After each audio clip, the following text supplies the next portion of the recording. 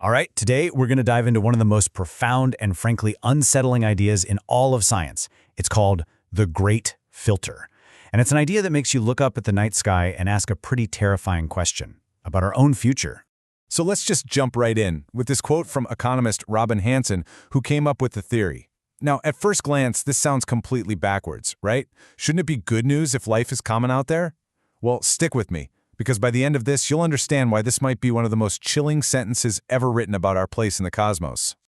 Okay, so to really wrap our heads around Hanson's quote, we first need to appreciate two huge facts. First, the just mind-boggling scale of the universe, and second, its strange, almost eerie silence. Let's start close to home, in our own galaxy, the Milky Way. We're talking about at least 100 billion stars. 100 billion. Now, a lot of those stars have planets, and a decent number of those are probably in the Goldilocks zone, where water can be liquid. That means billions and billions of chances for life to get started, and that's just in our own galactic backyard. Now let's zoom out, way out. Our galaxy, it's just one of an estimated 2 trillion galaxies that we can see. So you multiply the number of stars by the number of galaxies, and the number of planets where life could exist becomes, well, it's almost impossible to even imagine. The universe should be absolutely teeming with life. It should be noisy. And yet, when we point our telescopes out there, what do we hear? Nothing.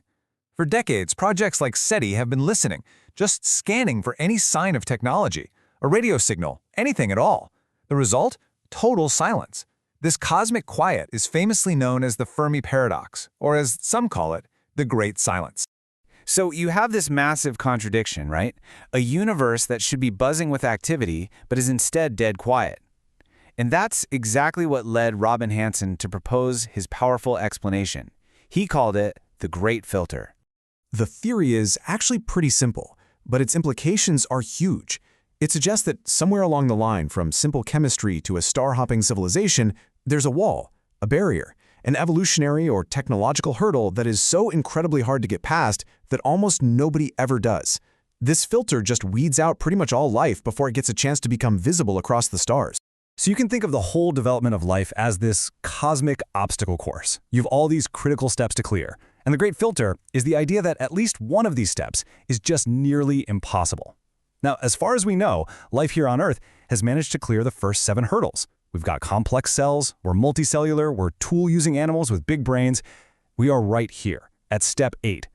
The final step, step 9, is when a civilization starts spreading out across the galaxy. And this brings us to the absolute heart of the matter. The really critical question isn't what the filter is, it's where is it on that list? Is it in our deep past, something we've already struggled past? Or is it still waiting for us, somewhere up ahead? The answer to that question leads to 2 completely different futures for humanity. Let's break these 2 possibilities down. On one hand, and this is the good news, the filter could be behind us. That would mean we are just unbelievably rare. The cosmic silence we hear, that's the sound of everyone else failing to get to where we are right now. But on the other hand, the bad news, the filter could be ahead of us. In that case, the silence is a warning. It's a cosmic graveyard of civilizations that got to our stage and then hit a wall.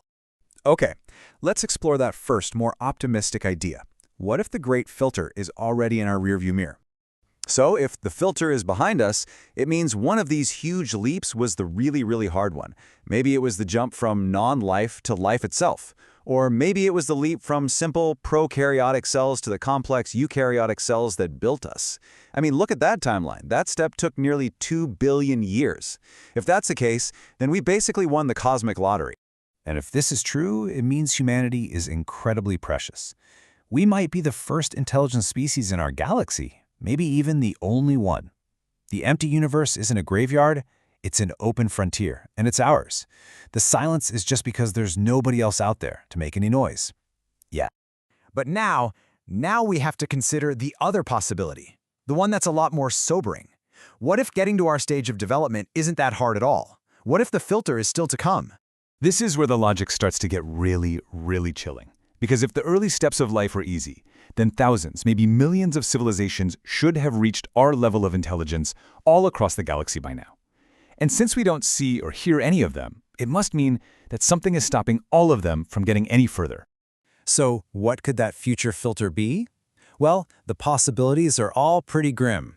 Maybe it's a technology that every advanced civilization discovers and then is inevitably destroyed by. Think nuclear war, or maybe runaway AI. Or perhaps it's just a natural consequence of becoming an industrial species, a planet-wide ecological collapse that you just can't come back from. And that brings us full circle, right back to Hanson's quote from the beginning, and the central nagging paradox of the Great Filter Theory. Here's the key takeaway. The more common we find out life is in the universe, the more likely it becomes that a devastating filter is waiting for us in our future.